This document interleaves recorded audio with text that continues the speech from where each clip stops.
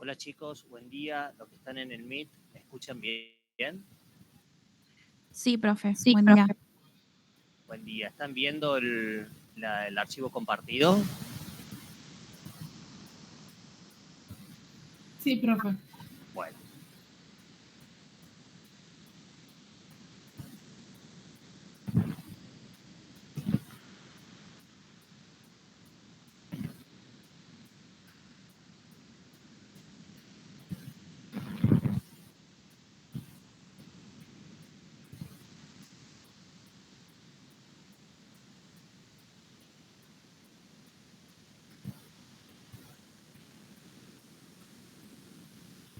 Cualquier cosa me avisan y yo no voy a estar viendo que están levantando la mano ni nada por el estilo, sino que hacemos como las clases prácticas.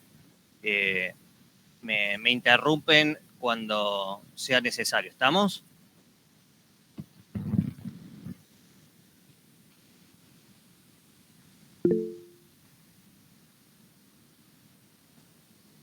¿Estamos de acuerdo, chicos? ¿Me escuchan bien los del Meet? Sí, profe.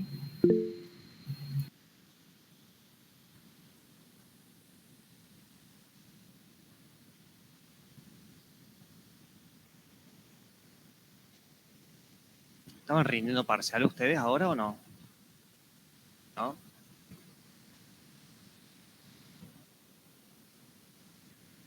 ¿Siempre son estos alumnos o faltan? ¿Somos estos? Bueno. A ver.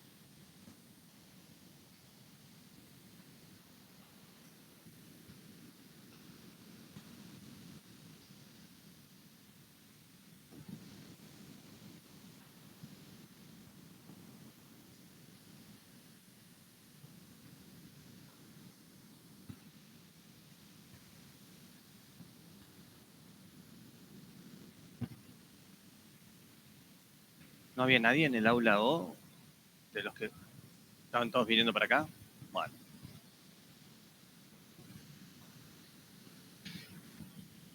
Bueno, vamos a comenzar con el dictado de la clase. Para los que no me conocen, yo soy Sebastián Perlati, yo doy clases prácticas virtuales los días viernes. Soy jefe de trabajos prácticos de esta materia también.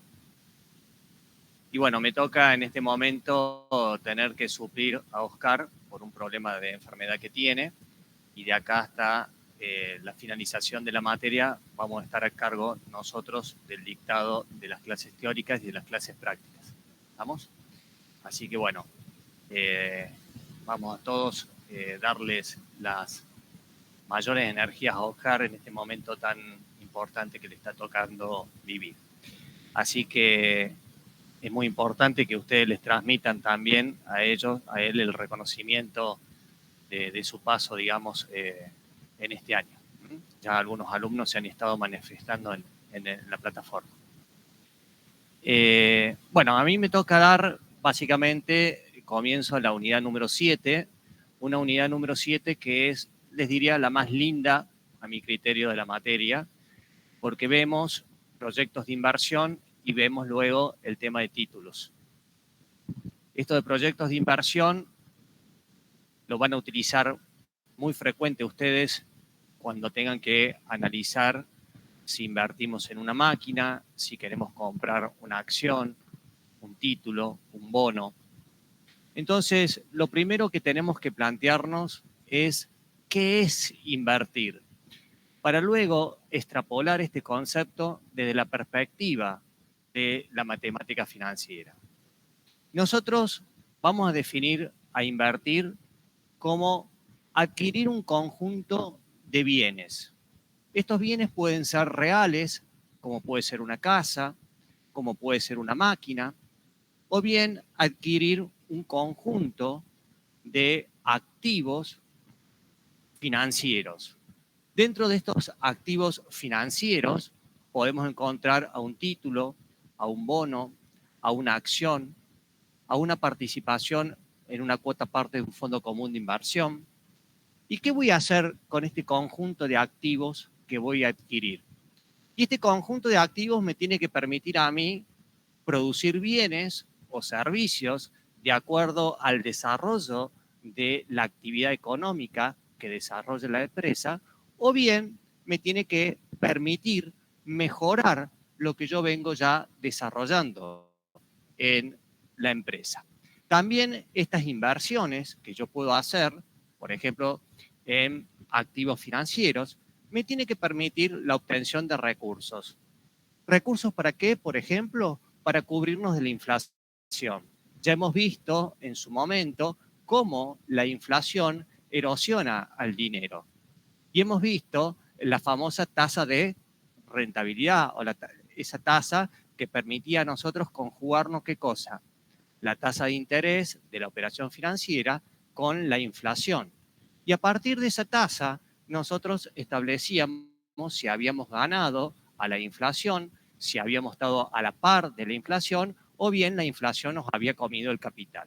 Bueno, en esta parte podemos decir que existe una continuación cuando una persona tiene que salir a decidir qué hacer con sus flujos de efectivo, sobre todo en estas épocas, que muchas veces esos flujos de efectivo, que si los mantengo en una cuenta, o bien si los mantengo en efectivo dentro de la empresa, se van erosionando. Entonces, si yo tengo que salir a cubrir, por ejemplo, sueldos o pagar impuestos o lo que fuere, puedo hacer una inversión con la necesidad de ¿qué? De cubrir ese efecto inflacionario que me está erosionando mis disponibilidades. Entonces, así aparece esta conjugación, esta asociación entre las distintas bolillas que ustedes han ido viendo a lo largo, digamos, del dictado de la materia. Entonces, invertir básicamente es adquirir un conjunto de activos reales o financieros aptos para producir bienes o servicios al cabo de un determinado periodo de tiempo. O bien sirve para obtener recursos para cubrir determinadas necesidades. Hecha esta definición de inversión, nosotros tenemos que salir a extrapolar ese concepto hacia la perspectiva de la matemática financiera. Y desde esta perspectiva, nosotros tenemos que adentrarnos al concepto de un proyecto. Todo proyecto implica una decisión de financiamiento o una decisión de inversión o bien una combinación entre ambas. ¿Qué es esto de un proyecto destinado a la obtención de una fuente de financiamiento? Bueno, muchas veces yo quiero llevar a cabo un proyecto, pero no tengo recursos para hacerlo. Entonces tengo que recurrir a fuentes externas o bien fuentes internas dentro de la organización que me permitan a mí llevar a cabo este proyecto. Cuando hablamos de un proyecto de inversión, vamos a hablar de una aplicación de esos fondos. Estoy aplicando, tengo los fondos disponibles y lo aplico ¿a qué? A la obtención de un inmueble, lo aplico a la adquisición de un rodado, lo aplico a la adquisición de una maquinaria. En una empresa ustedes tienen bienes de cambio y tienen bienes de uso. Bueno, básicamente la aplicación de esos fondos repercuten en la gran mayoría de los casos sobre los bienes de uso. ¿Estamos? No obstante, pueden salir a financiar determinadas situaciones que escapan a la conceptualización de los bienes de uso. Pero básicamente la aplicación de la inversión está asociada a el tema de los activos en bienes de uso. Luego, cuando ustedes vean el material teórico que tienen disponible en la plataforma, es necesario advertir determinados elementos que van a constituir base en los proyectos de inversión. Este material es un resumen o extracto también de lo que está en el libro y de otras fuentes. Es decir, no está tan explícito como está de esta forma. Entonces, ¿cuáles son los elementos que van a estar en todo proyecto de inversión? El primer elemento que van a encontrar es la inversión inicial, es decir, el desembolso que va a tener que hacer la empresa o la persona humana, en su caso, para poder adquirir ese conjunto de activos, reales o financieros. Es decir, no los circunscriban únicamente a una cuestión de un inmueble, un rodado o de otro bien de uso, una instalación o lo que fuere, sino que también ténganlo en cuenta que aplica a todas las inversiones financieras. Cuando hablamos de inversiones financieras, activos relacionados con acciones, títulos, bonos, entre otros. La denotación de la inversión inicial va a ser A sub 0 o menos A sub 0. Ojo con esto. Si yo uso la denotación A sub 0, es igual a pesos, por ejemplo, menos 30.000. Siempre la inversión inicial constituye un desembolso de dinero. Por eso el signo negativo. Entonces, si yo pongo en la denotación A sub 0, cuando le pongo a su igual, tiene que ser con signo negativo. Ahora, si yo pongo menos A sub 0 igual a 30.000, estoy denotando que esos 30.000 son negativos. ¿Por qué? Porque constituyen el desembolso inicial en todo proyecto de inversión. ¿Estamos? Entonces, ojo con eso en la simbología cuando utilizo A sub 0 o bien cuando utilizo menos A sub 0. El segundo elemento que ustedes tienen en la pantalla es el valor de K. K es la tasa de costo del capital. Es el costo de cada unidad de capital invertida en una unidad de tiempo. Siempre una tasa es un tanto por uno. Siempre se refiere a una unidad. En este caso es una unidad de capital invertida en una unidad de tiempo. También esta tasa de costo, en alguna bibliografía, la van a haber denotado como el costo de oportunidad. ¿Y por qué el costo de oportunidad? Porque es lo que le cuesta a la empresa dejar de llevar a cabo una determinada inversión en detrimento de otro. Asocien este concepto cuando veíamos estructura de la economía argentina, que ahí veían la materia de estructura, que veían ahí el tema de la tasa del costo de oportunidad. ¿Se acuerdan o no? En economía. Entonces, es la tasa de costo del capital invertido. Y esta tasa de costo la vamos a utilizar nosotros para poder actualizar los flujos netos de caja. Y ya vamos a ver qué es esto de los flujos netos de caja. El tercer componente es el valor de N, es decir, el horizonte económico, el tiempo en la cual yo proyecto el desarrollo de mi inversión. Es el tiempo en la cual yo estimo que va a durar la inversión que yo voy a realizar. Durante ese horizonte económico, que puede ser 1 año, 2 años, 3 años, 5 años, en función de la definición que se establezca, se van a ir generando ingresos y egresos. Y estos ingresos nosotros los vamos a denotar con la letra B sub T. Con la letra B sub T. Los B sub T son los ingresos o el efectivo que me genera ese proyecto de inversión en el periodo T-ésimo. Reitero, los B sub T son los ingresos o las entradas en efectivo que me genera a mí ese proyecto de inversión en el periodo T-ésimo.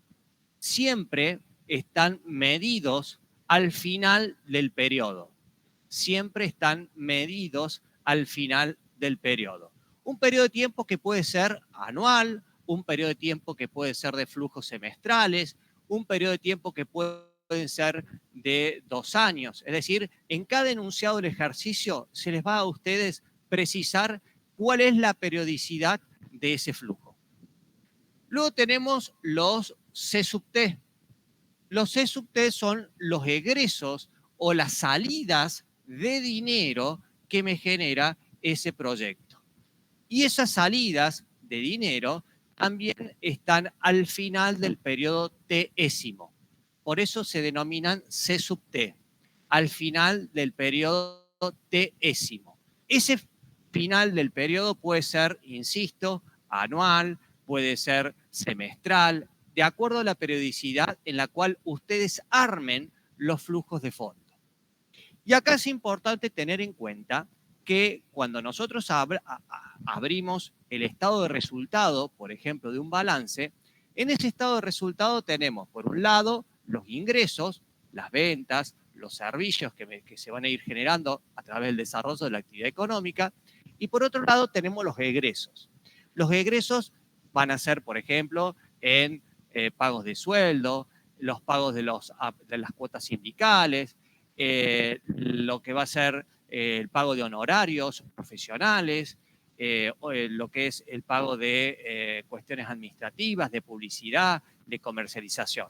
Y muchas veces también en ese estado de resultado aparecen las amortizaciones o las depreciaciones que sufren los bienes de uso como consecuencia del transcurso del tiempo, como consecuencia del desgaste que van sufriendo esos bienes. ¿Se acuerdan algo de contabilidad en eso? Bien. En estos casos, los C sub T no voy a considerar esas depreciaciones o esas amortizaciones, porque no constituyen una erogación o una salida efectiva de dinero, sino tan solo un reconocimiento anual como consecuencia de la pérdida o el desgaste que sufre ese bien a lo largo del transcurso del año. ¿Estamos? Entonces, las depreciaciones no las debo considerar dentro de la estructura de los flujos de fondo. Y dentro de esta estructura de los C sub T, vamos a considerar lo que es los flujos operacionales, es decir, lo que me genera el desarrollo de esa actividad. Entonces, hemos definido los A sub T, los B sub T, perdón, y los C sub T. La diferencia entre los B sub T y los C sub T, es decir, entre los ingresos que me genera el proyecto y los gastos o erogaciones o salidas de dinero que me genera ese proyecto, aparecen lo que se denominan los flujos netos de caja. Es decir, aparecen los A sub T. Estos A sub T también son medidos al final del periodo T-ésimo. Y reitero, no es otra cosa que la diferencia entre los B sub T menos los C sub T. Con estos flujos netos de caja que yo tengo, debo cubrir, por un lado, el valor de la inversión, por otro lado, el costo del financiamiento, si es que esta empresa o esta persona humana tuvo que recurrir a un financiamiento externo para poder llevar a cabo el proyecto de inversión. Y yo, a su vez, tengo que obtener una cierta utilidad. Esa utilidad es la que me genera a mí el proyecto de inversión. Entonces, recuerden ustedes, con los flujos netos de caja, debo reunir estos tres conceptos. Bien, hemos definido qué es invertir, hemos extrapolado ese concepto a la matemática financiera para definirlo desde la perspectiva de un proyecto de inversión. Hemos visto los distintos elementos que componen un proyecto de inversión y vamos a ver ahora una cuestión que se refiere al criterio de selección de un proyecto. Es decir, bueno, voy a llevar a cabo un proyecto. Para poder decidir si lo llevo a cabo o no ese proyecto, tengo que tener en cuenta distintos criterios. Hay criterios que tienen en cuenta los proyectos sin tener en cuenta el valor del tiempo, sin tener en cuenta la medición del tiempo. Y hay otros que tienen en cuenta el valor del dinero en el tiempo. Esto es lo que nosotros vamos a poner foco hoy, es decir, aquellos criterios de selección que tienen en cuenta el valor del dinero en el tiempo. Y estos criterios de selección los vamos a reunir en tres ejes fundamentales. Por un lado, el valor del BAM, por otro lado, el periodo de recupero, y por último, vamos a ver el concepto de la TIR. Y a medida que nosotros vayamos desarrollando el aspecto teórico de cada uno de ellos, lo que vamos a hacer es plantear un simple ejemplo para que ustedes puedan comprender acabadamente el criterio, llevar su manejo al Excel para que en la clase del día viernes puedan ustedes desarrollar tranquilamente los ejercicios. ¿Vamos? Bien. Vamos a ver el valor del capital o el VAM, valor actual neto. Valor capital, BC, o valor actual neto.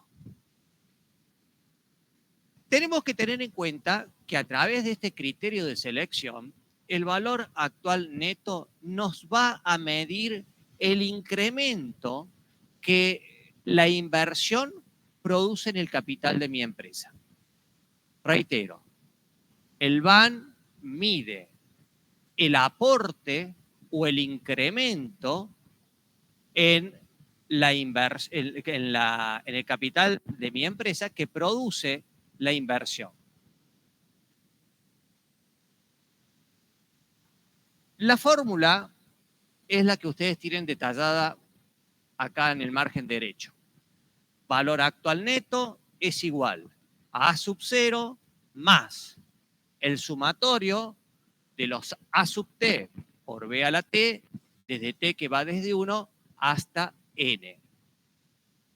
Entonces, fíjense que en este segundo miembro lo que tenemos no es otra cosa que una diferencia entre valores monetarios.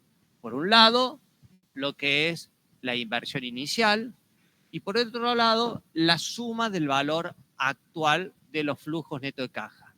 Nosotros dijimos que cada flujo neto de caja estaba posicionado al final de cada periodo teésimo, al final del primer año, al final del segundo año, al final del tercer año, al final del cuarto año. Pregunta, si yo tengo, por ejemplo, un primer flujo de fondos, A1, de 100.000 pesos, una sub 2 que está al final del año 2 de 200.000 pesos, y A sub 3 que está al final del tercer año por 400.000 pesos. ¿Yo puedo sumar 100 más 200 más 400 en función de los conceptos de la matemática financiera que hemos visto en las unidades anteriores? ¿Puedo sumarlos? No. ¿Por qué? Porque están en distintas unidades de tiempo. Entonces, ¿qué tengo que hacer con cada uno de esos flujos netos de caja? Llevarlos ¿a dónde? Al mismo momento en que está la inversión inicial. ¿Y qué operación financiera me permitía a mí llevarlos hasta el momento de la evaluación, que es el momento cero? El factor de actualización. Por eso es que aparece en este segundo término del segundo miembro la suma de los A sub t por B a la t desde t que va desde 1 hasta n. Los A sub t son los flujos netos de caja, es decir, los ingresos que me genera el proyecto de inversión menos las salidas que me genera ese proyecto. B no es otra cosa que el factor de actualización, 1 sobre 1 más una tasa. Esa tasa que vamos a utilizar es la tasa de costo, que es la K. Entonces, para poder actualizar cada uno de esos flujos neto de caja, voy a utilizar la tasa de costo de capital. ¿Estamos? Entonces, como cada uno de estos flujos van a estar en el mismo momento que la inversión inicial, yo puedo sumar o restar según corresponda. ¿Quedó claro? ¿Sí o no? Fíjense que yo en la denotación he usado A sub 0. Supongamos que la inversión o el desembolso es de 1.000.000 de pesos. ¿Cómo será la sustitución de ese valor A sub 0 por su componente monetario? Si yo lo denoté como A sub 0 menos 1.000.000, entonces me va a quedar menos 1.000.000 más la suma del valor actual de los flujos netos de caja. ¿Quedó claro? Entonces, muy importante cuando ustedes desarrollen la fórmula, la denotación que tiene el valor de A sub 0. Bien, si nosotros tenemos la inversión inicial en el momento 0 y hemos traído la suma del valor actual de los flujos netos de caja a ese momento. Sumamos o restamos según corresponda, nos va a dar un valor. Ese valor es el aporte que se me genera a mí, o no, quizás, en el capital de mi empresa. Y ese aporte viene por la inversión. Esa inversión me puede estar generando o no un aporte que aumente el capital de mi empresa. Entonces, es por eso que para decidir cuál es el criterio de selección con respecto al valor, del valor actual neto o valor de capital, yo tengo que ver qué comportamiento tiene, si es mayor que 0, si es igual que 0 o si es menor que 0. Si esa diferencia entre la inversión con la suma del valor actual de los flujos netos de caja es positiva, es decir, mayor que 0, significa que va a existir un aporte concreto de esa inversión al crecimiento de mi capital de la empresa. ¿Estamos? Entonces, ese proyecto, desde esta perspectiva o de este criterio, va a conducir a la aceptación del mismo. ¿Estamos hasta acá? Entonces, recuerden, valor capital, valor del BAN, mide un aporte. Y si mide un aporte proveniente de una suma algebraica entre la inversión con la suma del valor de los flujos netos de caja, tengo que ver cómo es ese comportamiento. Si es mayor que 0, lo voy a aceptar. Ahora, si es menor que 0, ¿qué pasa? ¿Lo voy a aceptar o no? No lo acepto. ¿Por qué? Porque ese proyecto, si yo lo llevo a cabo, me va a estar disminuyendo el capital de mi empresa. No me va a haber generado ningún aporte. Al contrario, me disminuye la posición que yo tenía original en la empresa.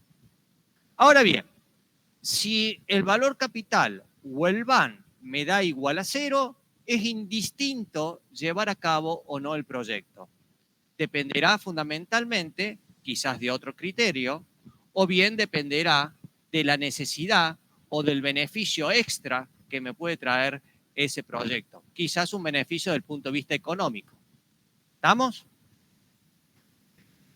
¿Estamos hasta acá, chicos? ¿Me han comprendido el valor del capital? ¿Sí o no? Bien. Vamos a ver el siguiente ejemplo. Si quieren tomar datos, vamos a ver. Nosotros tenemos una inversión inicial a sub 0 de 30.000 pesos negativos. Fíjense que yo denoté el A sub 0, pero en la componente numérico, en el segundo miembro, en su equivalente es menos 30.000 pesos. ¿Estamos? Ahora, si yo denoto menos A sub 0, el componente numérico de ese segundo miembro, ¿cómo es? Positivo, porque estoy indicando ya que esa inversión es el desembolso, la salida de dinero que me genera llevar a cabo ese proyecto. Vamos a suponer una tasa de costo de capital invertido, es decir, una K, igual al 0,10 anual. Esa tasa de costo de capital debe estar en la misma unidad de tiempo que los flujos de fondo. Es decir, que si a mí, por ejemplo, en un ejercicio me enuncian una tasa semestral y los flujos de fondo son anuales, tengo que calcular una tasa equivalente anual. ¿Estamos? Ojo con esto, que en los parciales o en los finales se olvidan de realizar ese cálculo. Quien me va a definir la unidad de tiempo son los flujos de fondo. ¿Se acuerdan que cuando veíamos renta cierta, quien me definía la unidad de tiempo era la cuota? Bueno, acá la que me va a definir la unidad de tiempo, ¿quién es? Los flujos de fondo. Entonces, si los flujos de fondo son anuales, la tasa tiene que ser también anual.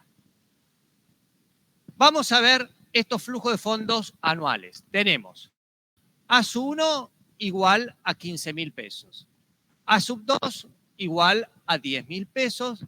Y A sub 3 igual a 20.000 pesos. Bueno, lo primero que ustedes tienen que hacer cada vez que tienen este tipo de ejercicios, recuerden lo que les digo siempre en clase, es desarrollar la fórmula genérica y sustituir por sus iguales. Nosotros habíamos dicho que el BAN, ¿a qué era igual? A sub 0 más el sumatorio de los A sub t por B a la t, de t que va desde 1 hasta n. Esta es la fórmula genérica que nosotros vimos recién en pantalla. Sustituimos por sus iguales. BAN es el valor que vamos a determinar. Va a ser igual a la inversión inicial. ¿Cuánto es la inversión inicial, chicos? Menos 30.000, ¿sí o no? Más. ¿Cuál es el primer flujo de fondo que nosotros tenemos que actualizar? Los 15.000. 15.000 por 1 sobre 1 más. ¿Qué tasa usábamos? La tasa de costo de capital. ¿Cuánto es? 0,10. ¿Elevado a la cuánto? Esto está al final del primer año. ¿A dónde lo tengo que llevar? Al momento 0. ¿Sí o no? Por lo tanto, a la 1. Más. ¿Cuál es el segundo flujo de fondo? 10.000. 10.000 por 1 sobre 1 más i, que era 0,10 anual, elevado a la 2 más. El tercer flujo de fondo, ¿cuánto es? 20.000 por 1 sobre 1 más la tasa de costo, que es del 0,10, elevado a la ¿cuánto? A la 3. ¿Tengo algún otro flujo de fondos que actualizar? No. Bien. Una vez que ya tengo la disposición de la fórmula y reemplazado por sus iguales, recién tengo que ir a utilizar el Excel. El Excel es la herramienta para el cálculo del resultado. El Excel no es lo primordial, como les digo siempre, en las clases prácticas. Recuerden siempre, lo primordial es el aspecto financiero y la herramienta que me permite el cálculo es el Excel.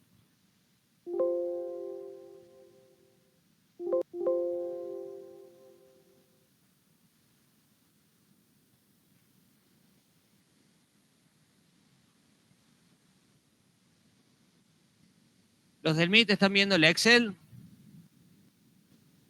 Sí, profe. Bien. Volvemos de vuelta al tema del Excel. Tenemos que resolver este valor actual neto. Para los que no vienen conmigo a mis clases prácticas, nosotros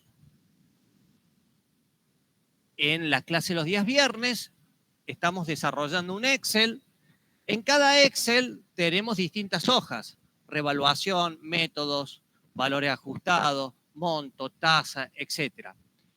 Es decir, hemos ido desarrollando un Excel para cada una de las unidades, de manera tal que cuando a ustedes les piden una tasa equivalente, no tienen que ir a desarrollar toda la fórmula. Van a la hoja de cálculo, tasa equivalente, sustituyen por los valores y automáticamente les sale el resultado.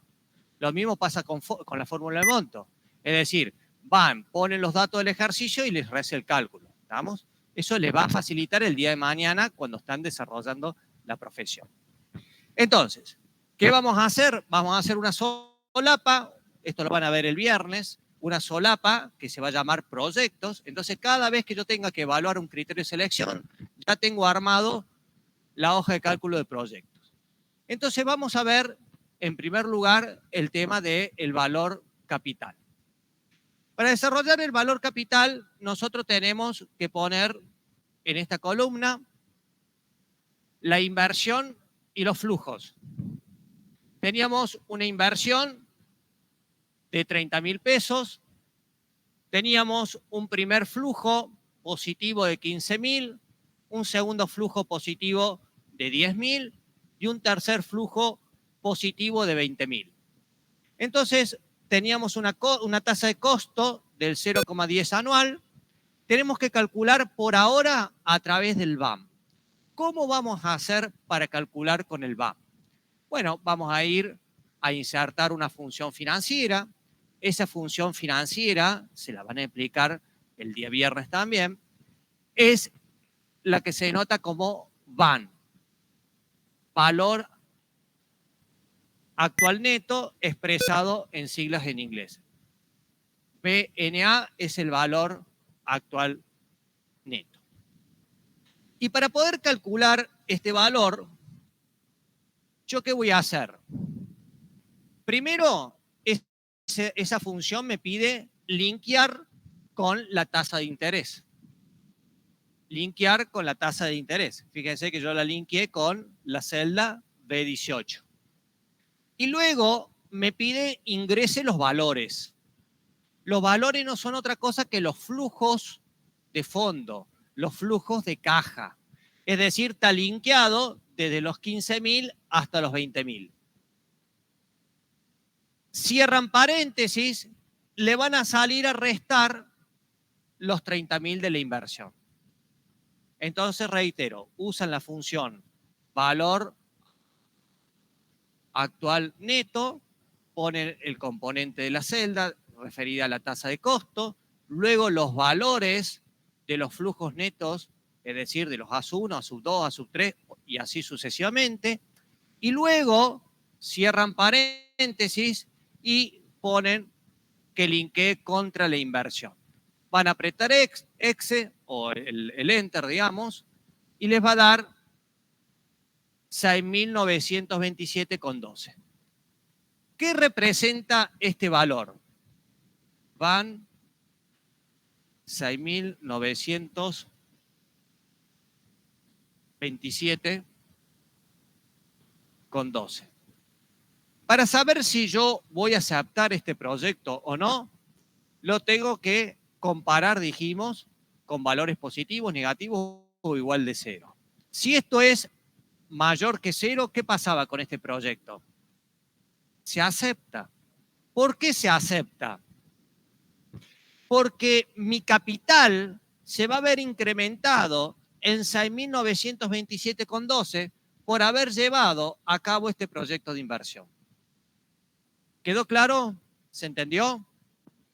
Ese es el primer criterio que nosotros vamos a considerar.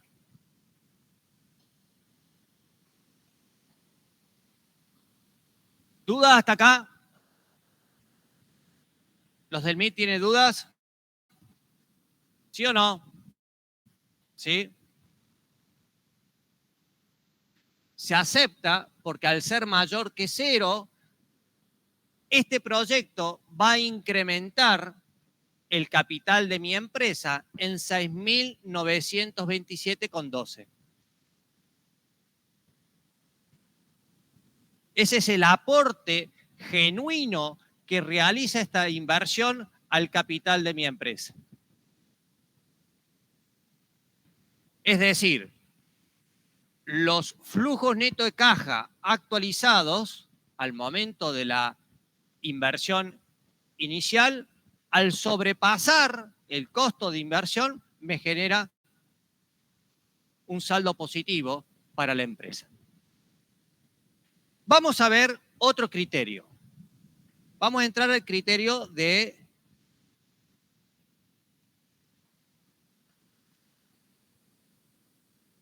el periodo de recupero.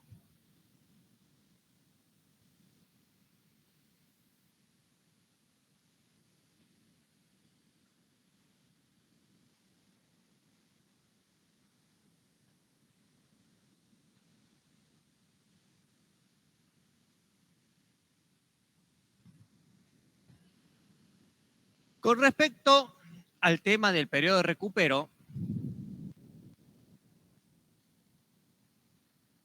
tenemos que decir que este criterio lo que va a hacer es medir el tiempo en que una persona humana o una empresa recupera la inversión.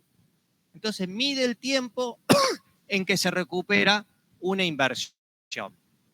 Este periodo de recupero va a medir la liquidez, pero no la rentabilidad que genera ese proyecto. Mide, reitero, el tiempo en que se tarda en recuperar la inversión. Una inversión que, como dijimos, tiene un horizonte económico.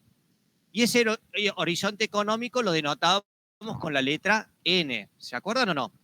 Entonces, ese horizonte económico puede ser 1 año, puede ser 2 años, puede ser 5 años, puede ser 10 años, de acuerdo a las características intrínsecas que tiene cada proyecto de inversión.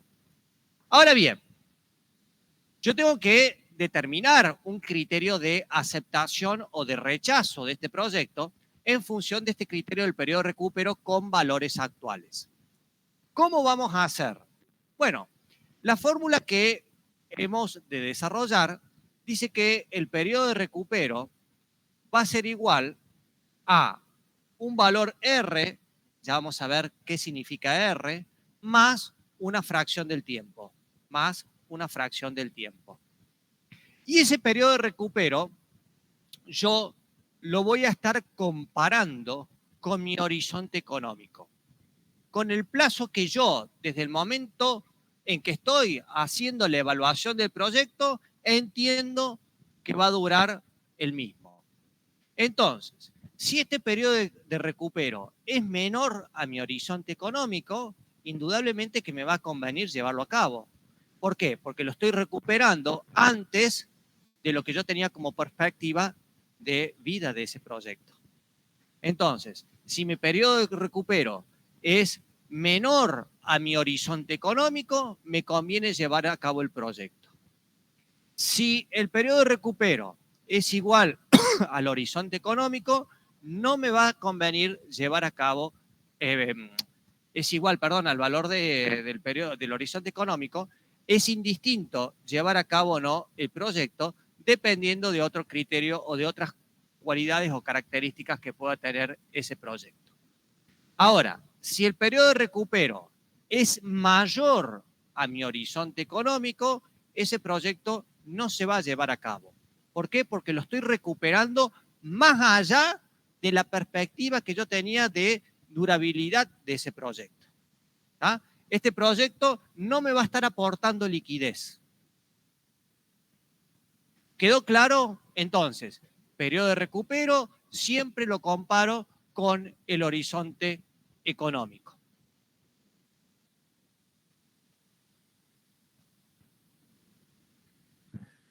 Ahí tienen ustedes el desarrollo de la fórmula del periodo de recupero. Un periodo de recupero que va a tener en cuenta un periodo entero, 1, 2, 3, 4.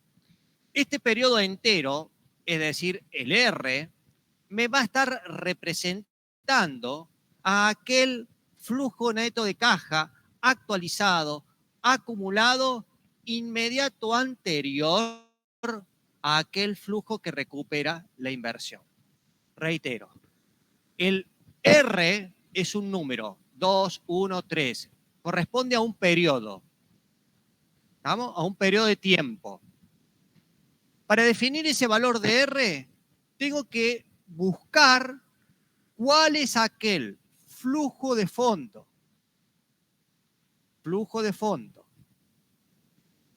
neto, acumulado, actualizado, inmediato anterior a aquel que supera la inversión inicial. Hay dos palabritas claves. El flujo de neto de caja actualizado y acumulado.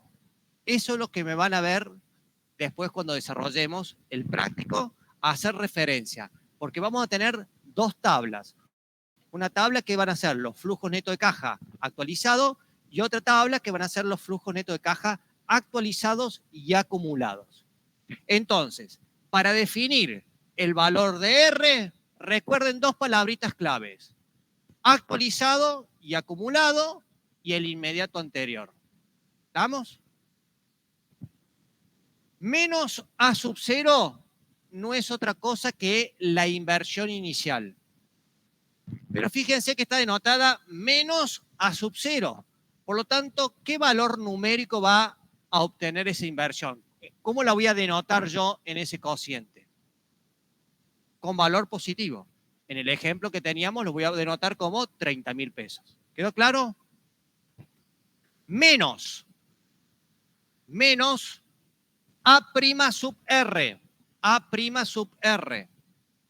Ese A' sub R es el flujo de fondo correspondiente a ese periodo R.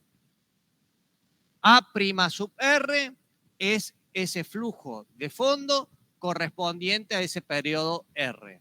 Es decir, es el flujo neto de caja actualizado y acumulado inmediato anterior a aquel que supera ¿qué cosa? La inversión inicial. ¿Quedó claro? Bien.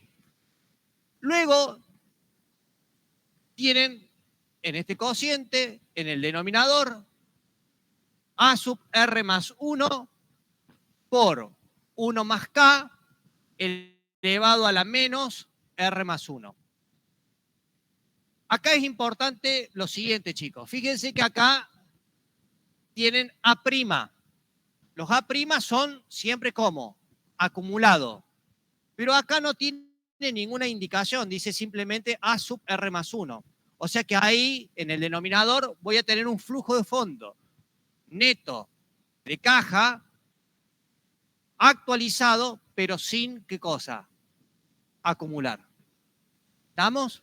Entonces, en el denominador es el flujo neto de caja actualizado, pero sin acumular.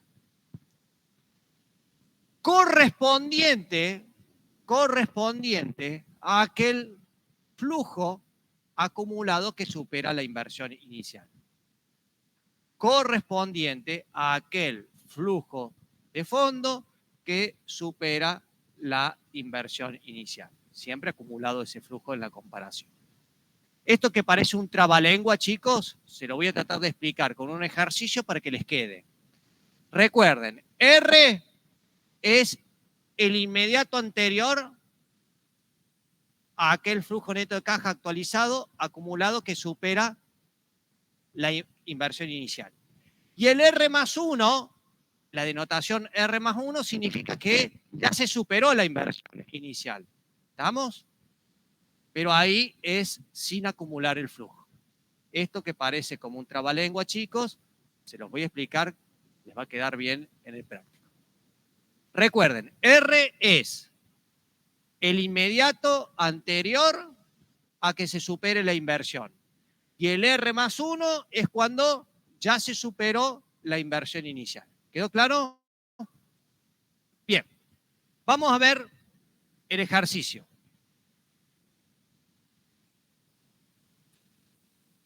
En el ejercicio tenemos los mismos datos que vimos para el anterior. ¿Por qué? Porque después quiero sacar una conclusión general. Tenemos la inversión inicial era de 30.000 pesos. La tasa de costo de capital invertido era K igual a 0,10 anual. El horizonte económico del proyecto N es igual a 3. Y me establecía 3 flujos. A sub 1, 15.000, A sub 2, 10.000 y A sub 3, 20.000. Con estos datos, lo que yo tengo que hacer es calcular ¿qué cosa? El periodo de recupero.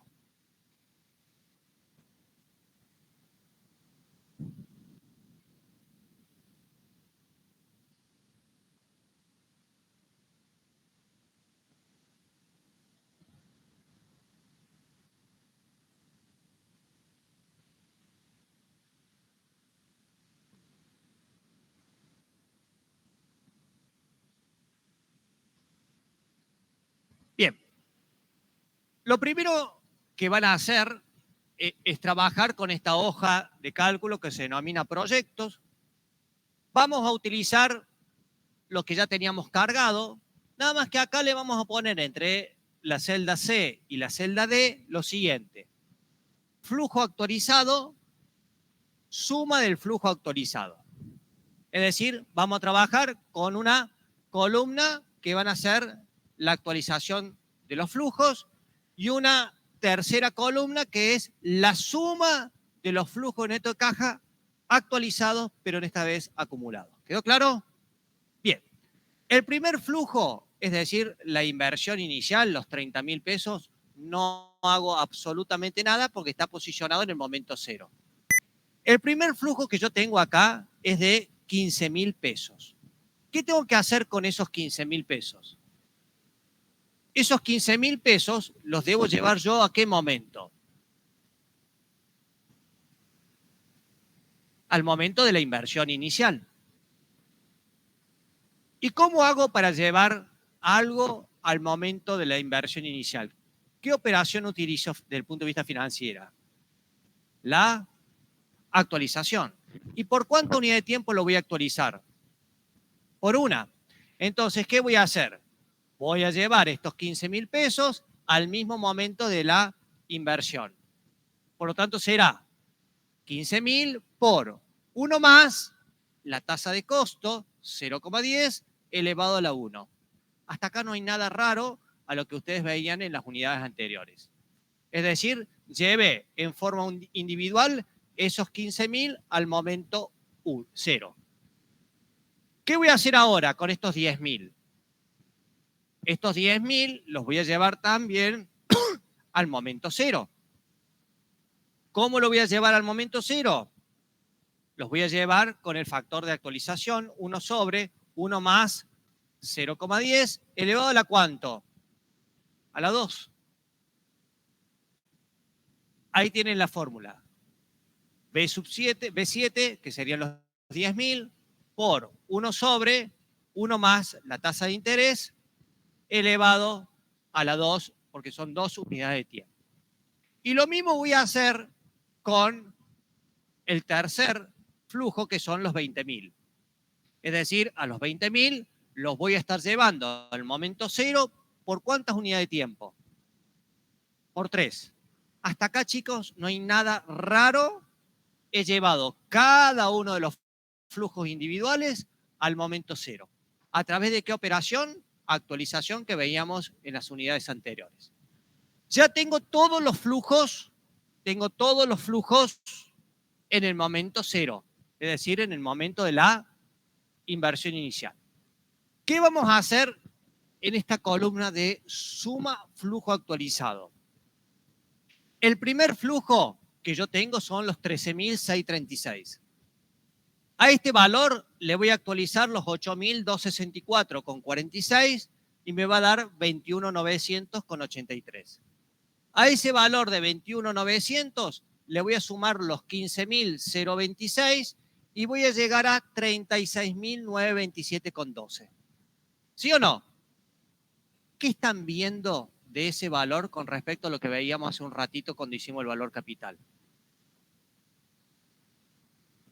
Que la suma de los flujos netos de caja actualizados al momento 0 es mayor que ¿qué? Que la inversión inicial. Si yo hago menos 30.000 más 36.927, ¿cuánto me queda? El BAM que vimos recién. ¿Estamos? Bien, entonces no hay nada raro hasta acá, en función de lo que veíamos hace un ratito. Bien, vamos a ver ahora lo siguiente. Vamos a desarrollar esta fórmula de periodo de recupero. Dijimos que periodo de recupero era R. R dijimos que era un número entero. 1, 2, 3, 4, 5. Correspondiente, escuchen bien, a aquel flujo neto de caja actualizado, acumulado, inmediato anterior a aquel que supera la inversión. Si estoy hablando de actualizado y acumulado, tengo que moverme con esta celda, la celda D. ¿Estamos? Entonces, díganme ustedes, ¿dónde yo supero la inversión inicial? ¿En qué periodo? En el En el 3. tercero. Son 36,927. O sea que el inmediato anterior, ¿cuál va a ser el valor de R? 21,900,83. ¿La superé ahí a la inversión? ¿Sí o no? No la superé porque era de 30.000. Por lo tanto, ¿el R a qué va a ser igual? A 2. Aquel es un número entero. 1, 2, 3, 4, 5. Correspondiente a aquel flujo neto de caja actualizado, acumulado, inmediato anterior a aquel que supera la inversión. ¿Estamos? Más un cociente entre la inversión inicial menos A sub 0 habíamos puesto. Por lo tanto, ¿cuánto asciende el valor de A sub 0? 30.000. Menos. ¿Menos qué era?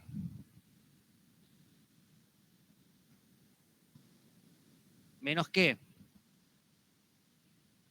Menos el valor correspondiente a ese periodo R acumulado. ¿Cuánto es ese valor? 21,900 con, cántenme ustedes, 83. Vamos ahora al denominador. En el denominador, ¿trabajamos con un valor acumulado o sin acumular? Sin acumular. O sea que me lleva a trabajar con la celda C.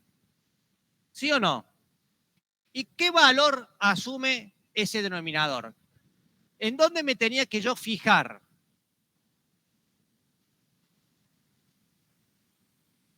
¿En dónde me tenía que fijar? ¿O qué representaba el R más 1? El flujo actualizado. Era el que superaba ¿qué cosa? La inversión inicial. ¿Y cuándo la superó la inversión inicial? ¿En qué periodo? En el 3. ¿Y cuál es el flujo neto de caja actualizado sin acumular que supera la inversión inicial? 15.026,30. 15.026,30. Entonces, el periodo de recupero es igual a 2,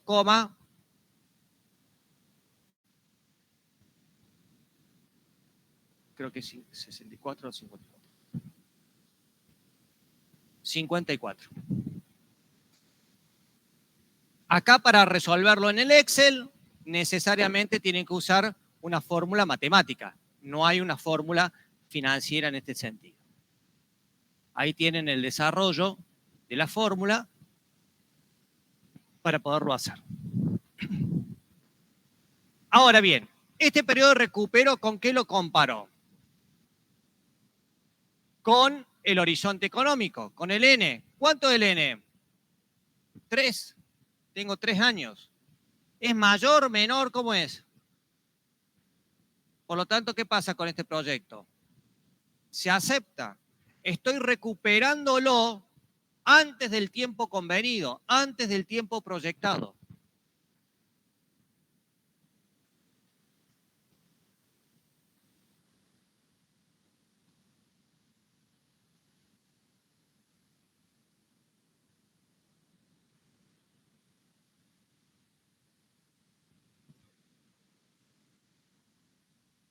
¿Dudas hasta acá?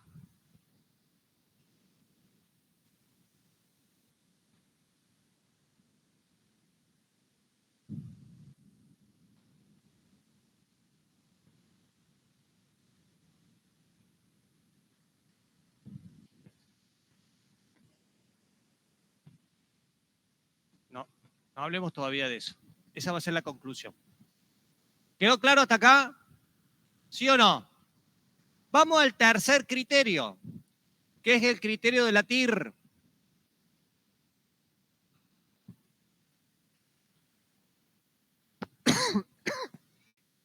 Cuando definimos la TIR, decimos que es la tasa de productividad unitaria por cada unidad de capital invertida en unidad de tiempo. Es la tasa de productividad unitaria de cada unidad de capital invertido en una unidad de tiempo.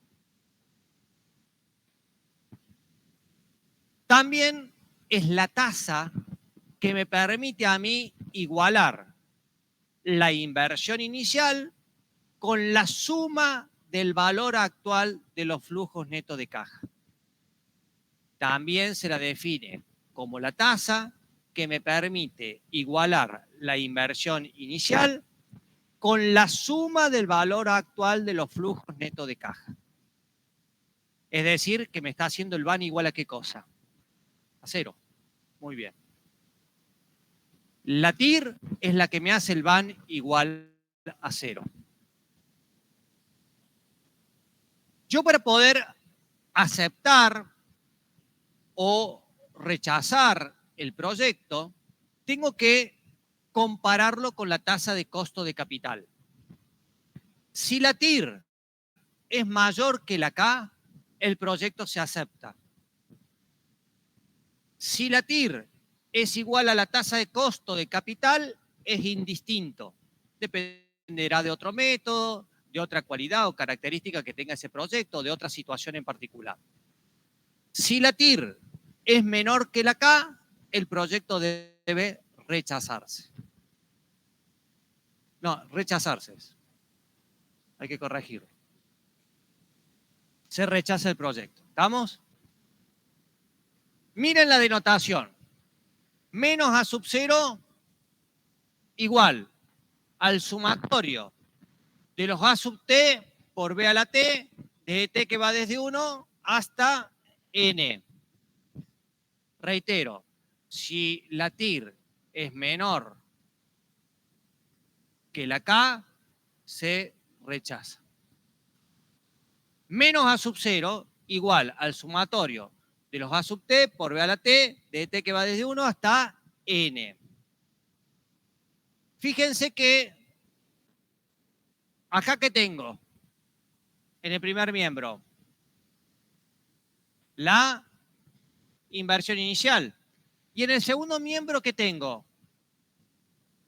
la suma del valor actual de los flujos netos de caja. No estudien de memoria, miren la simbología. Suma del valor actual, por eso está B, de los flujos netos de caja, de los A sub T. No estudien de memoria, piensen, ración. ¿Estamos? Bien.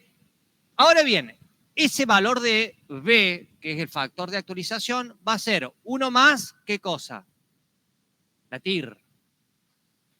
Entonces, B, factor de actualización, va a ser igual a 1 sobre 1 más TIR.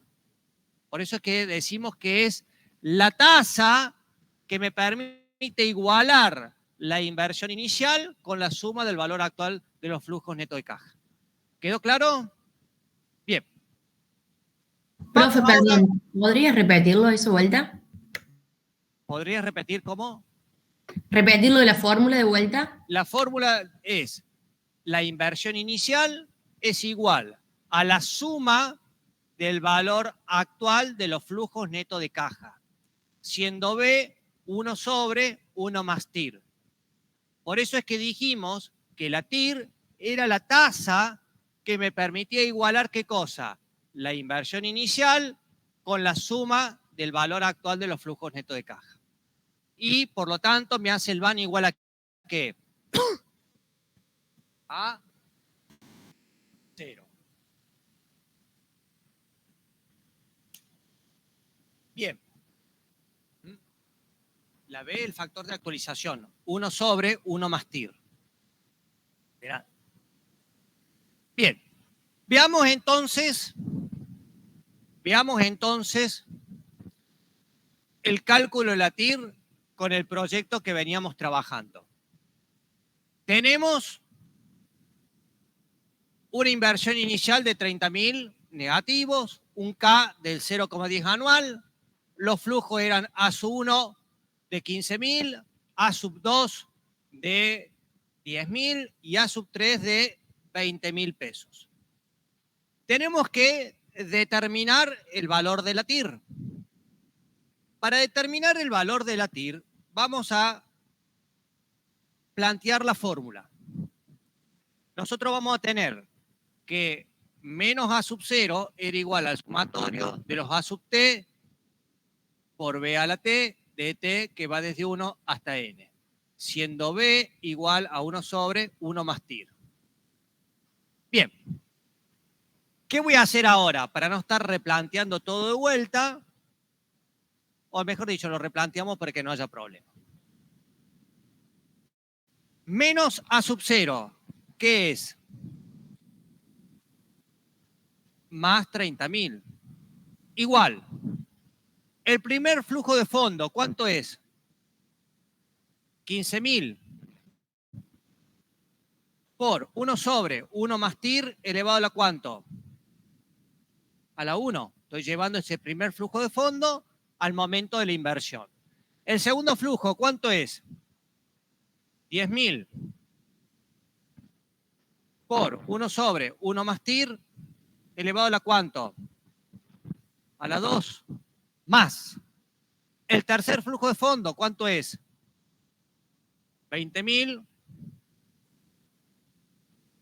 por 1 sobre 1 más TIR elevado a la ¿cuánto? A la 3. Ya tengo desarrollada la fórmula pertinente. Recién voy ahí al Excel. Recuerden, el Excel es simplemente el mecanismo o la fórmula para obtener el resultado. No es el desarrollo financiero.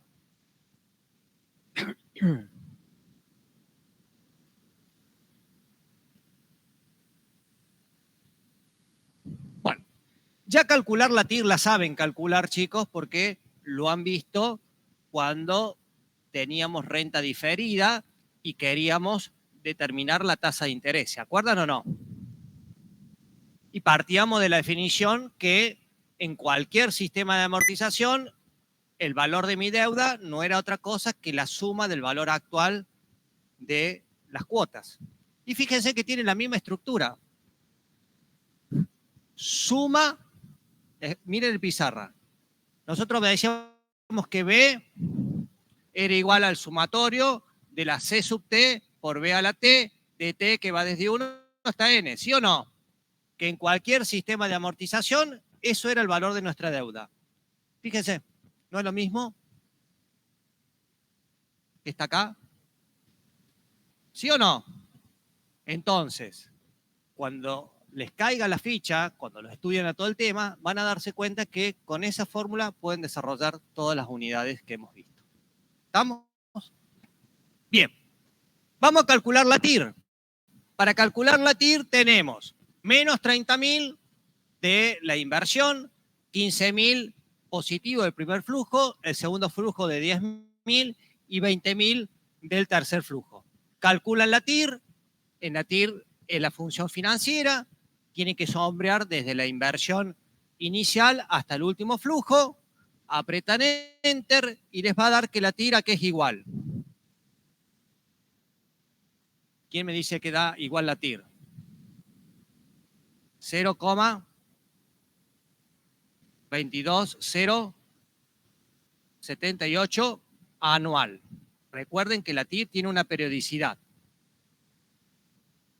Esa tasa la comparaba con la tasa de costo de capital. ¿Cuánto era la tasa de costo de capital? Era 0,10. ¿Qué pasaba con este proyecto entonces? Se acepta. Ese valor de 0,220578, que es la I, ¿a qué me hace igual el BAN, chicos? 0. Eso se lo aprenden a rajatabla. La TIR me hace igual al valor capital o al BAN 0. ¿Estamos? ¿Por qué? Porque ya vamos a ver a continuación algunas cuestiones. ¿Quedó claro los tres criterios? Los tres criterios me han conducido a qué cosa? A la aceptación. A que se acepta el proyecto. Muy bien. Es decir que en un mismo proyecto de inversión va a haber una congruencia en los tres criterios. Los 3 criterios me van a conducir a la aceptación. No es factible que si yo hubiese estado evaluando este proyecto, uno me dé aceptable y el otro rechazable. Los tres criterios conducen a la selección del mismo. Tienen el mismo criterio entre la aceptación y el rechazo. Si el BAME hubiese sido rechazado, ¿qué pasaba con el periodo de recupero? También hubiese sido ¿qué? Rechazado. Si el BAM me da rechazado, la TIR, ¿qué me va a dar? Rechazado. ¿Quedó claro? Entonces, primera conclusión que les quiero sacar es lo siguiente. Evaluando un único proyecto, siempre se conduce a la aceptación o al rechazo por cualquier criterio que se tenga. ¿Está claro? Segunda conclusión que tenemos que sacar. La TIR es la tasa que me hace el BAN igual a 0. Va a existir una única TIR por cada proyecto. Va a existir una única TIR por cada proyecto. Este proyecto tiene la particularidad de tener esa TIR única. ¿Estamos? La tercera conclusión que les quiero sacar es que el BAN puede adquirir distintos valores teniendo en cuenta la tasa de costo de oportunidad. Para cada tasa de costo va a existir un BAN en particular. Fíjense en la diferencia entre la TIR y la tasa de costo que estoy diciendo. TIR me va a generar un único BAN igual a 0. Mientras que las tasas de costo de capital, a medida que vayan variando, me va a ir generando distinto ¿qué? Valor actual neto. ¿Por qué me va a ir generando distinto valor actual neto? Porque fíjense que es el factor de actualización de cada uno de los flujos. O sea que si yo a esto le pongo 0,05, 0,07, el BAN va a ser distinto a este que obtuvimos acá. ¿Quedó claro? Entonces, van a existir tantos BAN como cambio de tasa de costo de capital exista.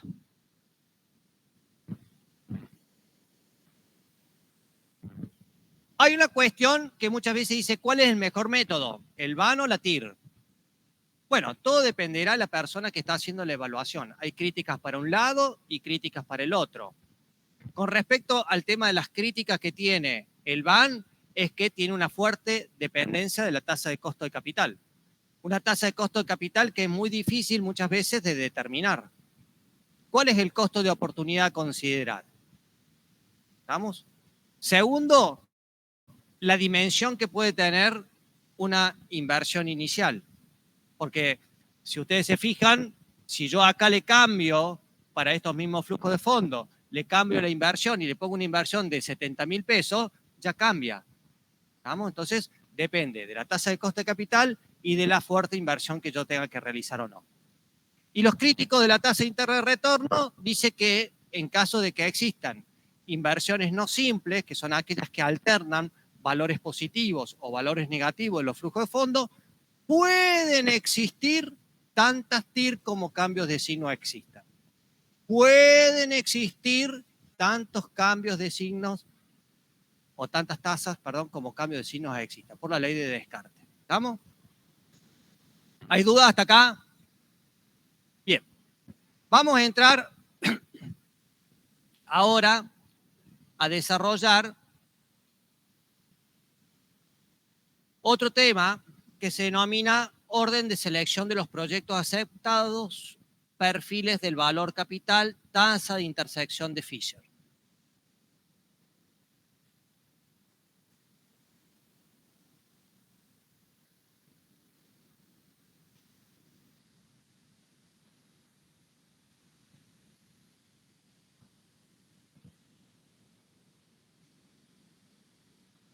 Es importante que prestemos atención, luego toman nota, sacan foto.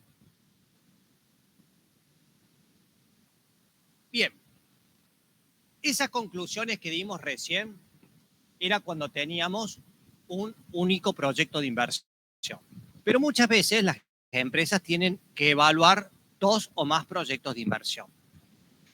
Y van a seguir cada uno con su criterio, es decir, el criterio del BAN, el criterio de la TIR, el periodo de recupero. Pero no necesariamente todos los proyectos nos van a conducir a seleccionar un proyecto en detrimento de otro. ¿Qué significa esto? Yo puedo tener un proyecto A y un proyecto B. Por el proyecto A, si calculo el BAN de A y del BAN de B, supongamos, me da más grande el BAN de A, con lo cual me conduce a elegir el proyecto A. Pero si voy por el criterio de la TIR, puedo tener la TIR del proyecto A y la TIR del proyecto B, y me conviene por el criterio de la TIR irme hacia un proyecto B, en detrimento del proyecto A. Entonces no tengo un mismo orden de selección. ¿Son proyectos aceptables? Sí, son aceptables, el A y el B. Pero a la hora de decidir entre el A y el B, no tengo un mismo criterio u orden de preferencia para llevar a cabo ese proyecto. ¿Tá? Y ahí aparece este concepto del famoso punto de Fisher o punto de intersección entre los dos proyectos, que nos van a permitir sacar algunas conclusiones que van a aparecer quizás en verdaderos y falsos en los parciales o en los finales. ¿Quedó claro hasta acá? Entonces, trabajo con proyectos que son aceptables. Proyecto A y proyecto B. Pero cuando tengo que decidir si llevo a cabo uno o llevo a cabo el otro, salta el tema de que no conducen a los mismos criterios de selección para definir uno o respecto al otro. ¿Está claro? Bien. Vamos a ver la gráfica. Nosotros, antes de mirar esa gráfica, quiero plantearles lo siguiente. Nosotros tenemos un eje en donde en el eje vertical vamos a poner el valor del BAM y en el eje horizontal vamos a poner el valor de K, el valor de la TIR. Y ustedes saben que para poder trazar una línea es necesario 2 puntos de conexión en el gráfico. Entonces, vamos a ver, presten atención lo que les digo. Si el BAN es igual a 0, BAN igual a 0, ¿qué estoy obteniendo? La TIR, o sea, estoy en un punto por acá. Si el BAN es igual a 0, obtengo una TIR. ¿Estamos? Ya tengo identificado un puntito. Ahora bien, si la tasa de costo es 0, si la tasa de costo es 0, en este ejemplo, en vez de ser 0,10, hubiese sido 0, ¿qué tengo?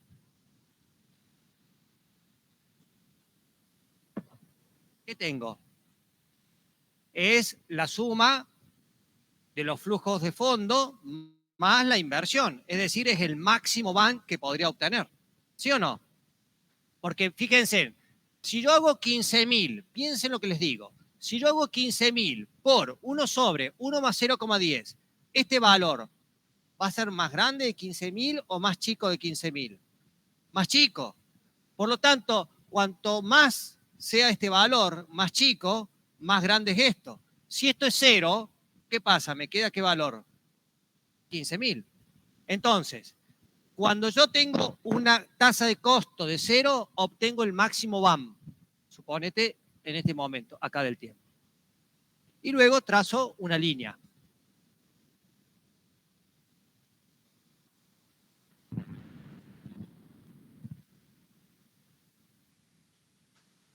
Me salió un poquito chanfleada. Entonces, fíjense lo que yo les voy a decir. Veamos las conclusiones que sacamos. Esto vamos a poner proyecto A, supónganse. Dijimos que en un proyecto existía una única, ¿qué cosa? TIR. Si el valor de mi tasa de costo es 0, obtengo mi máximo BAN. Ahora, van a existir tantos BAN ¿Cómo qué? Como tasa de costo. Acá supóngase que tienen 0,10, 0,12, 0,15, 0,20 y así sucesivamente. ¿Está claro? Entonces fíjense, cuanto más grande la tasa de costo, más chico es el BAM. Cuanto más chica es la tasa de costo, ¿qué pasa? Más grande tengo el BAM. ¿Se dan cuenta? ¿Sí o no? Bien. Con esto vamos ahora sí a entender este gráfico. Nosotros tenemos tres situaciones. Proyecto para la situación 1. Tenemos el proyecto B y el proyecto A. Fíjense que acá, el corte o el punto de intersección se da en el BC, en el BAM. Ambos tienen el mismo BAM. Pero tienen distintas, ¿qué cosa? TIR. El proyecto B está la TIR acá y el proyecto de A, su TIR está acá. Si yo tengo que elegir entre el proyecto A y el proyecto B y me guío por el BAM, ¿qué me conviene? Es indistinto. A o B porque son positivos, son los dos aceptables. Pero si voy por la TIR, ¿qué me va a convenir? El A, porque tiene mayor TIR. Entonces yo puedo decir que ambos criterios son equivalentes y conducen al mismo orden de selección. ¿Por qué? Porque por el BAM y por la TIR elegí el proyecto A. ¿Estamos? Vamos a ver ahora la segunda situación. ¿Se levantó del cuadro ahí? La segunda situación. En la segunda situación, nosotros tenemos, recuerden, en el eje de las X tenemos las tasas y en el eje de las Y el valor capital. Tenemos un proyecto A y un proyecto B. El proyecto A es esta línea que tienen acá y el proyecto B es la que está más acostada. Si yo me abstraigo por un momento y para una determinada tasa de costo de capital, supongamos la K es igual a K puede ser 0,10. Si yo miro la K, yo tengo un valor, un BAM para A y un BAM para B para esa tasa de costo de capital. Recuerden que son siempre aceptables los proyectos. Estoy evaluando proyectos que son aceptables, es decir, proyectos mayores a 0. Si yo miro el BAM de A con respecto al BAM de B, ¿qué me conviene a mí para esa tasa de costo de capital? Para esa tasa de costo de capital me conviene El BAM de B. A. Para esa tasa me conviene el BAM de A. ¿Sí o no? Los de que están en por mí, ¿me van siguiendo? ¿Por qué el de A? Ah, porque está más alto, claro, perdón. Que está más alto para esa tasa de costo de capital. ¿Estamos? Bien.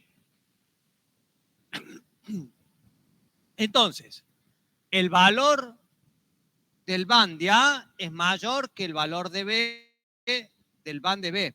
Por lo tanto, me conviene el proyecto A. Pero si yo miro las TIR, ¿qué me conviene? El B. ¿Por qué? Porque la TIR de A es menor que la TIR de B. Entonces, los criterios, ¿me conducen a un mismo orden de selección? No. No me conducen a un mismo orden de selección. Pero fíjense que acá, sí. Porque tenés mayor rendimiento por cada unidad de capital invertido. Bien. Entonces, no me conducen al mismo criterio de aceptación en el orden de cuál llevar a cabo. Recuerden siempre, porque este es un tema recurrente, son proyectos aceptados, los dos, A y B. pero tengo que decidir si llevo a cabo uno o el otro.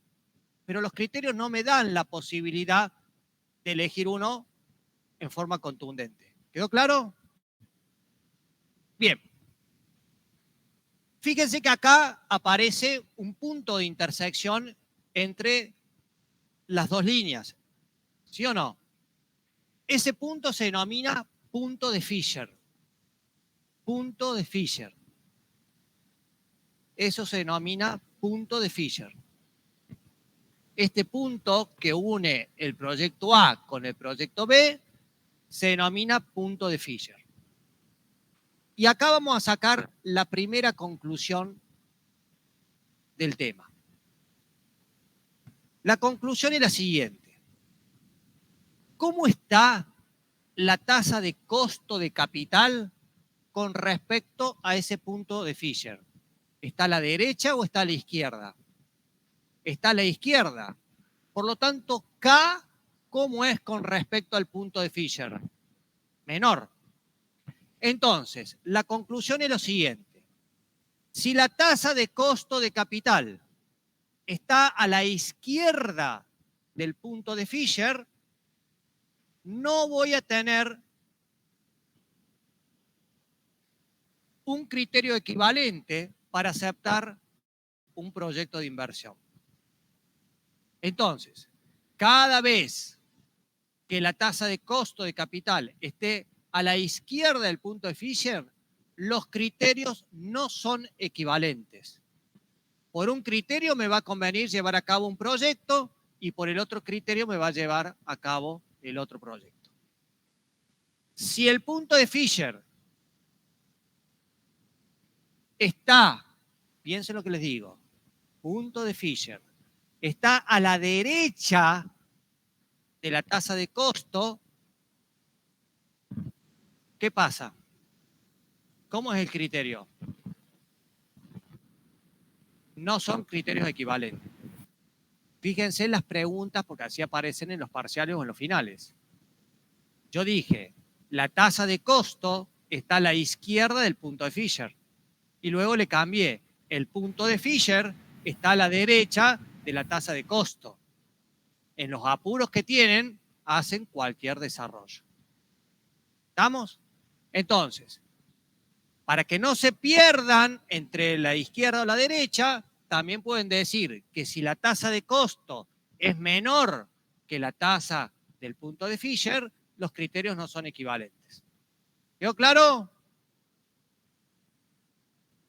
¿Se entendió esto? ¿Los chicos del MIT lo entendieron? Sí, Sí. profe. Vamos a la otra situación. En esta situación yo tengo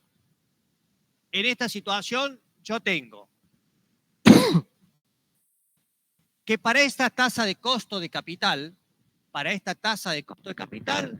tengo un valor del BAM para el proyecto A y un valor de BAM para el proyecto B. Si voy por el valor actual neto, ¿qué me conviene? ¿Proyecto A o proyecto B? El proyecto B, porque tiene mayor agregado de valor al capital de mi empresa. Más grande es el BAM. ¿Estamos? Si voy por el criterio de la TIR, ¿qué me conviene? ¿La TIR de A o la TIR de B? Me conviene la TIR de B. Tengo más rendimiento por cada unidad de capital invertida. Mayor productividad unitaria, dicen algunos autores. ¿Estamos? Fíjense que también tengo punto de intersección de Fisher. El punto de intersección de Fisher, ¿dónde se da? Se da a la izquierda de la tasa de costo de capital. Entonces, como conclusión, vamos a decir que cada vez que el punto de Fisher esté a la izquierda de la tasa de costo de capital, los criterios ¿cómo son? Equivalentes y me conducen a la misma orden de selección.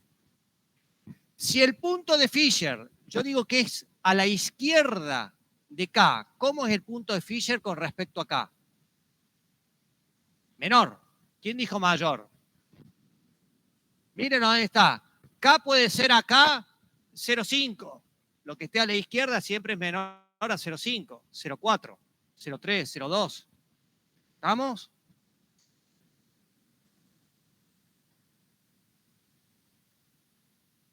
¿Hay dudas? ¿Sí o no? Recuerden, estamos en presencia de proyectos que resultan aceptables y tengo que definir criterios en los órdenes de selección de lo mismo. Nada más. Profe, recién dijiste cuando el punto de Fisher esté a la izquierda del capital. Si el punto de Fisher está a la izquierda de la tasa de costo de capital, que es esta situación del gráfico, ambos criterios son equivalentes. Claro, lo estaba tomando como punto de partida acá, por eso digo, no, bien, bien. Entonces, en un parcial, recuerden ustedes, esto es fácil verlo esquemáticamente de esta forma, pero quizás le demos valores y ustedes tengan que establecer estos puntos de intersección. Recuerden, si la tasa de costo es 0, máximo BAM. Si el BAN es 0, ya tengo la TIR. Listo. Ya tengo los 2 puntos para hacer el gráfico. Ya después todo lo otro viene por añadido. Y pueden existir tantos BAN como tasa de costo existan. Si ustedes se fijan, está acá, y me determina un determinado valor. Pero si está acá hubiese estado más a la derecha todavía, el valor del capital de B es más chico, pero sigue siendo más preferente que el valor de capital que el A. ¿Se quedó claro? ¿Sí o no? Bien. Entramos en la última parte del tema, que es la consistencia del criterio de la tasa interna de retorno. En clases prácticas vamos a desarrollar el cálculo del punto de Fisher. El punto Fisher no es otra cosa que calcular una TIR, chicos. Una TIR de un proyecto incremental entre el proyecto A y el proyecto B. Es decir, cada vez que me piden calcular el punto de Fisher, voy a hacer un tercer proyecto, C le vamos a llamar, en donde tenemos que identificar los distintos valores que va a asumir ese proyecto C. Y una vez que tenemos esos proyectos C, con sus valores, calculamos el TIR y ese es el punto de Fisher. ¿Está? Y para poder calcular ese proyecto incremental, considero los valores del A y del B que me den. Ya se lo va a explicar Gustavo la clase que viene. Entonces, consistencia del criterio de la tasa interna de retorno. Una de las críticas que yo les dije que tenía la TIR era que podían existir tantas TIR como cambios de signo existan. Entonces, aparece este concepto de las inversiones simples y las inversiones no simples. Las inversiones simples son aquellas que tienen flujos positivos con posterioridad a la inversión. Y las inversiones no simples son aquellas en donde después de la inversión aparecen flujos negativos. Nosotros desde el punto de vista de la matemática financiera consideramos que no es posible obtener valores negativos, porque siempre estamos proyectando a futuro. Por lo tanto, si nosotros avisoramos la existencia de algún flujo negativo, mayores egresos con respecto a los ingresos, vamos a tener que salir a solventar, a cubrir ese valor para evitar tener el flujo negativo. Entonces, desde la perspectiva nuestra, esas inversiones no simples no deberían ser, a los fines del cálculo de los 3 criterios de selección que hemos visto. ¿Por qué? Porque nos vamos a anticipar a la existencia de esos flujos negativos, neutralizándolos con valores positivos.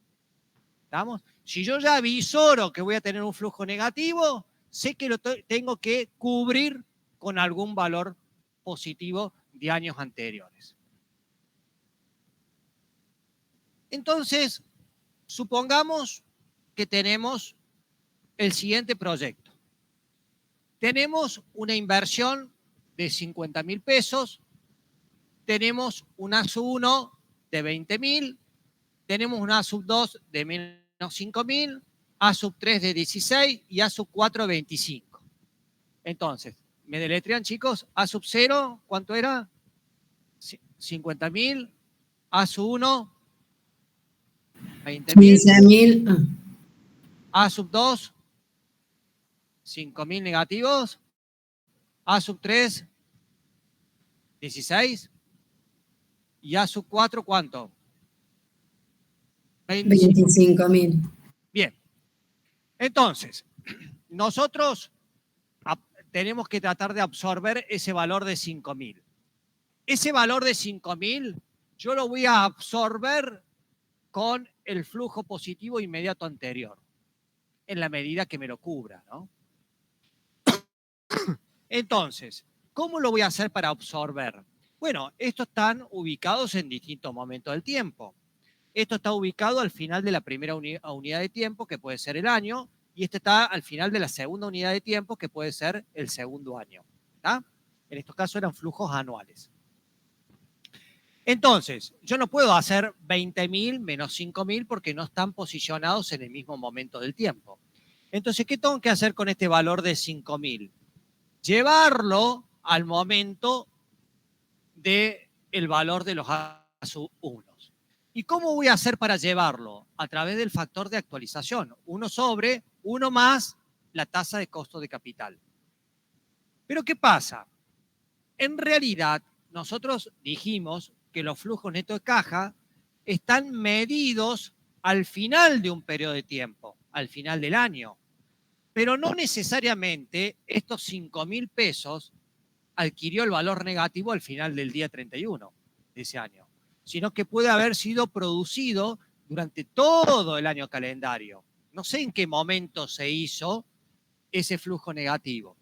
Por lo tanto, va a ser criterio de la cátedra actualizar este valor por 0,5, como una forma de llevarlo en un promedio en el año. Entonces, ¿cómo vamos a hacer? Vamos a hacer 20.000 menos los 5.000 por 1 sobre 1 más 0,10 elevado a la 0,5. ¿Por qué? Porque entendemos que el flujo negativo no se produjo el último día, sino que se produjo a lo largo del año calendario. Y es una forma para tomar un promedio 0,5. Bien, si yo hago 20.000 menos la actualización de ese flujo, esto me está quedando 15.232,69. Una vez que yo ya tengo el flujo neutralizado, automáticamente, chicos, armen de vuelta el proyecto de inversión. ¿Por qué? Porque son los errores típicos de los parciales o de los finales. No vuelven a rearmar la estructura y cometen errores en los cálculos del valor actual o en el cálculo del periodo de recupero o el de la TIR. ¿Cuál es mi inversión inicial? Menos 50.000. A1, ¿cuánto es? ¿Cuánto es A1? 20.000. ¿Cuánto es A1? 15.232,69. Fíjate que no pueden ser los 20.000 porque yo los haría neutralizar a este valor negativo. Entonces, el A1, ¿cuánto es? 15.232,69. A2, ¿a qué valor asciende? A 0. A3, ¿cuánto? 16. A sub 4, ¿cuánto? 25.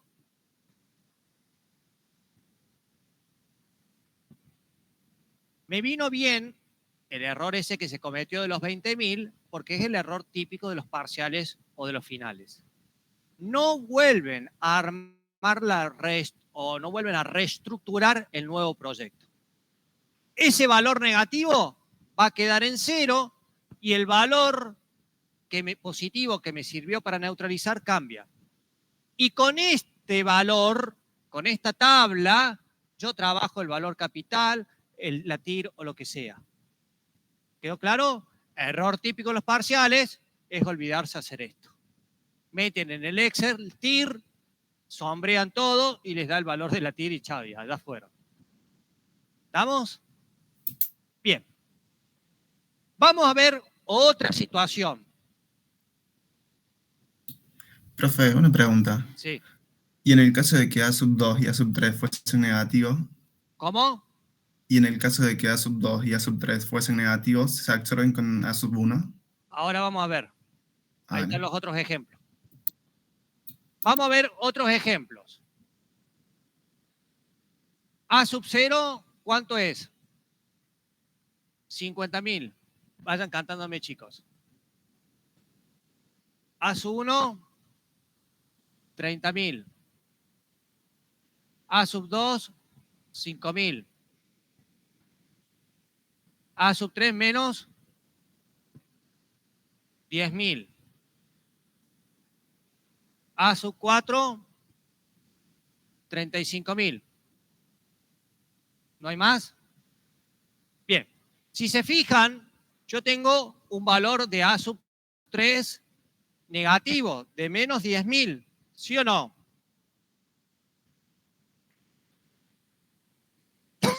¿Me van siguiendo? Sí. Bien. A simple modo, yo puedo ver que con estos 5.000 que tengo arriba, no lo puedo cubrir a ese valor de 10.000. ¿Sí o no? Voy a necesitar más plata para poder cubrirlo. Bien, veamos lo siguiente. 5.000 menos 10.000 por 1 sobre 1 más 0,10 elevado a la ¿cuánto? De acá a acá, ¿cuánto hay?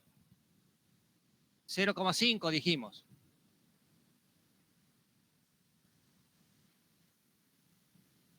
¿Cuánto nos da este valor?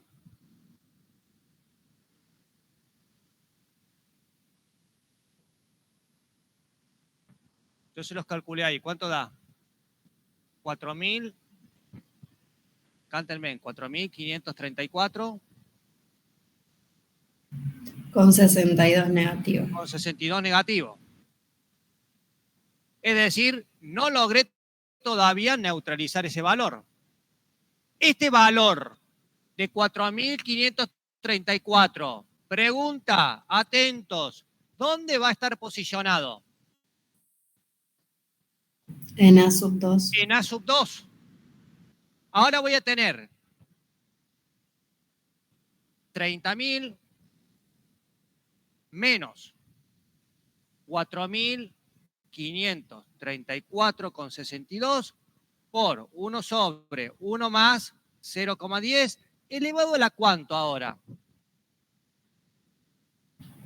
A la 1. A la 1.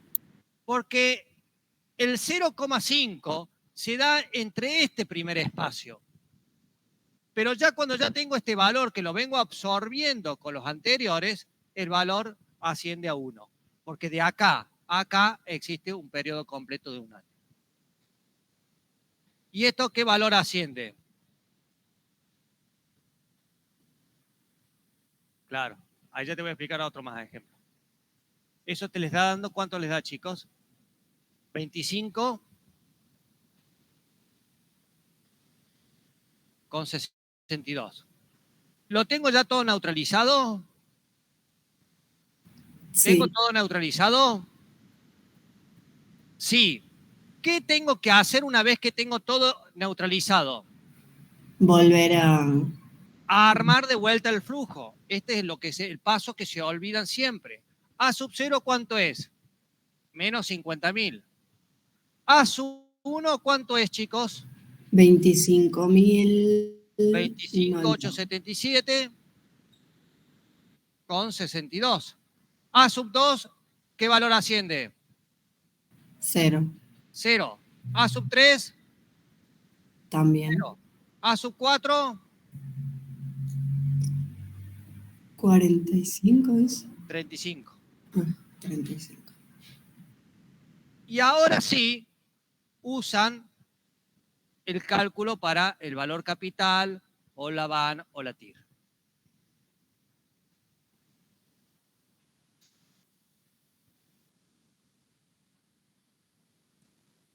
Bueno, y acá les dejo planteado otra situación que se puede plantear, que era la pregunta que me hacían quizás recién. Yo tengo un valor de A sub 0 de menos 50.000. Un valor de A sub 1 de 20.000. A sub 2, 3.000. A sub 3, 5.000. Y A sub 4, 45.000. Entonces, fíjense lo siguiente.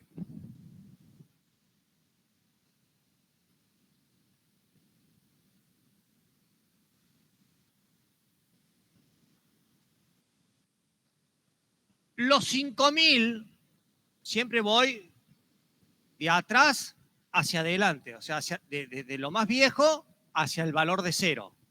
Entonces, de 5.000 tengo que salir a absorber con el anterior. No lo puedo absorber porque también es negativo. Lo debería absorber con el valor de A1. Entonces, los 5.000 lo voy a llevar al momento de los 3.000 por 0,5. Y desde los 3.000 lo tengo que llevar luego al momento de la evaluación. Es decir, ya lo voy a llevar por 1,5 ese valor de los 5.000. Tengo medio periodo de acá y desde acá hacia el A1 un periodo completo. Fíjense, por eso les pongo 5.000 por 1 sobre 1 más 0,10 le valo a 1,5. Tengo medio periodo para llevarlo al final de la 2. Y de la 2 a la 1 tengo un periodo completo. Y los 3.000 los tengo que llevar ¿a dónde? Al momento de A1. ¿Y cómo los llevo esos 3.000? Por 0,5. Entonces, fíjense que los voy trabajando en separado. De acá, del A sub 3 al A sub 2, siempre va a haber 0,5. Pero luego de ahí, ya voy por valores enteros. ¿Estamos?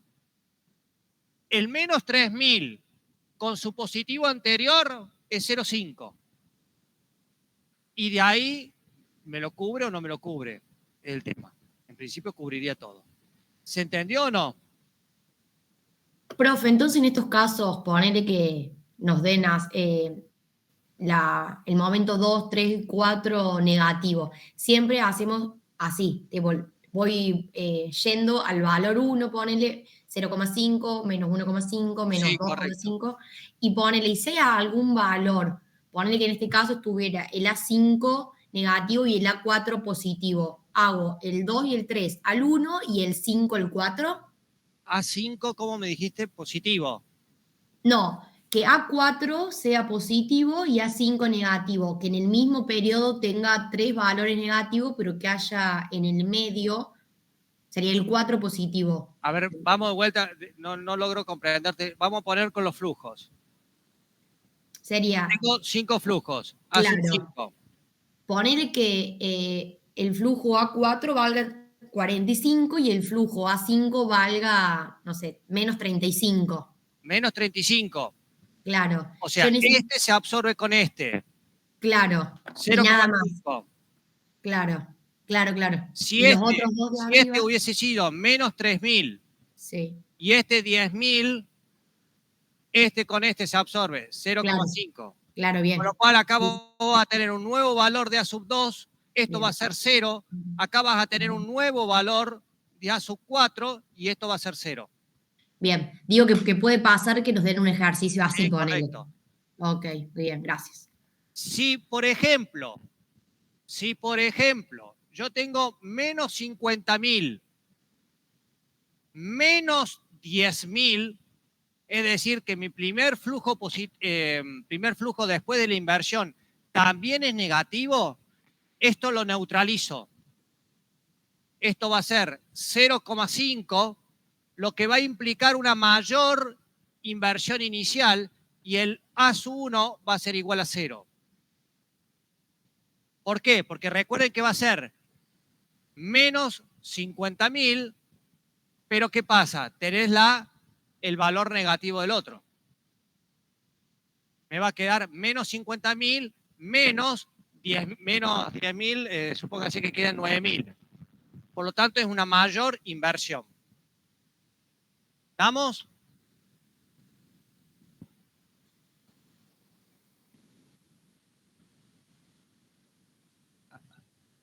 Acá tengo todo el periodo, te estoy llevando. Desde el periodo 1,5 todo en completo.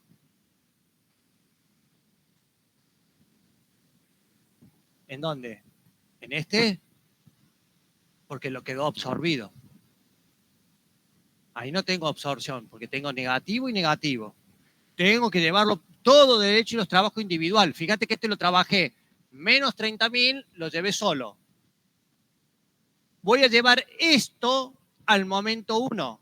No lo llevé al momento 2, lo llevo directo al momento 1. Tengo de acá a acá medio periodo, 0,5. Pero de acá a acá tengo un periodo completo, por eso uso 1,5. ¿Estamos?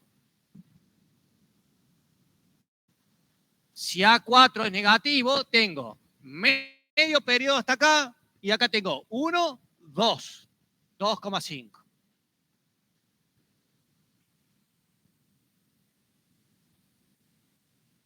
Y porque vos acá tenés de 5.000. Dijimos que estos 5.000 se producen entre el año 2 y el año 3. Yo no sé en qué momento del tiempo. Entonces calculo siempre un promedio. ¿Cuál es ese promedio? 5.000 por 1 sobre 1 más la tasa elevado a la 0,5. Pero este es negativo. Por lo tanto, tengo que seguir llevando esos 5.000 al otro lado. Pero esos 5.000, lo negativo primero se te produjo acá, entre el 2 y el 3. Con lo cual, entre el 1 y el 2, pasa derecho a eso. ¿Qué 3? Acá le pongo menos 80.000. Suponete. Tengo que trabajarlo individual. Menos 50.000, suponete acá. De acá, ¿cuánto tengo? Medio periodo. Ya lo dejé al final de la 3. Entonces lo tengo que llevar a este valor. Y tengo 1, 2. Por lo tanto es 2,5. Siempre el 0,5 es entre el segmento en donde se produce lo negativo. Pero ya después voy por periodos enteros, hasta la absorción. ¿Quedó claro? ¿Se entendió la clase de hoy? ¿Sí o no?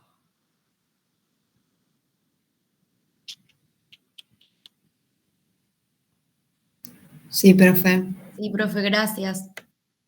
Chicos del MIT, ¿quedó claro? Sí, sí. Nos vemos el viernes, mañana.